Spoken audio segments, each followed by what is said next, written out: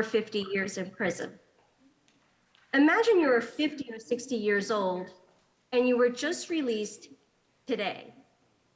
You've only seen a cell phone on TV, you cannot use money to get on a city bus, and now everyone brings their own bag to the grocery store. What would you do? Who would you ask for help? This moment of release has been described as anxiety-provoking, and many face fear on their own. While some older people do have support leaving prison, many have no one, only their parole officer. This officer is responsible for your success, but they will lock you up if you fail to comply. I want to talk about the experiences of older people leaving prison to understand the challenges of reentry and navigating life on parole. I came to this topic on several fronts. First, I have an aging father who spent many years in and out of prison. Second, my mother is a retired parole officer. And third, I spent the last summer of my doctoral studies as an intern interviewing repeat offenders in Northern State Prison. One of the first people I interviewed was a man over 50 with a wife, a bachelor's degree, and a criminal history of reoffending. I wondered, how did he get here?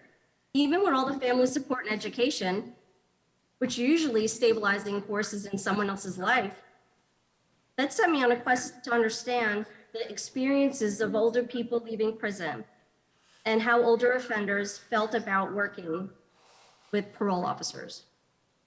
Ultimately, I interviewed 29 people and surveyed 57 people on parole, and I also surveyed 39 officers. This was no small task, especially after parole shut down during the 2020 pandemic. I had to find other ways to find people to speak to who just left. My findings that older people leaving prison have greater challenges than younger people, including more health problems, greater difficulties finding housing and employment compared to their younger counterparts. There's an opportunity to provide immediate access to healthcare and improve housing options for older people leaving prison. Older people also have less social and family connections due to their age, their crimes, their time behind bars.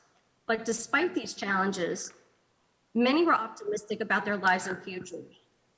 They would benefit from the opportunity to expand their social connections. Parole officers largely understood the challenges and realized they needed to provide greater support for them to succeed. This is important because while older people are the least likely to reoffend, they rely more heavily on their officers for support. Officers would benefit from training on age-specific illnesses, and administrators should enact policies to support officers with elder populations on their caseload. As my dissertation makes clear, officers have a unique role to play in supporting older people leaving prison. They can ensure services are centralized to be responsive to their needs, help them acclimate to the community, and provide assistance with technology, which we need right now. Providing support will make communities safer and help older people thrive in our communities after prison. Thank you.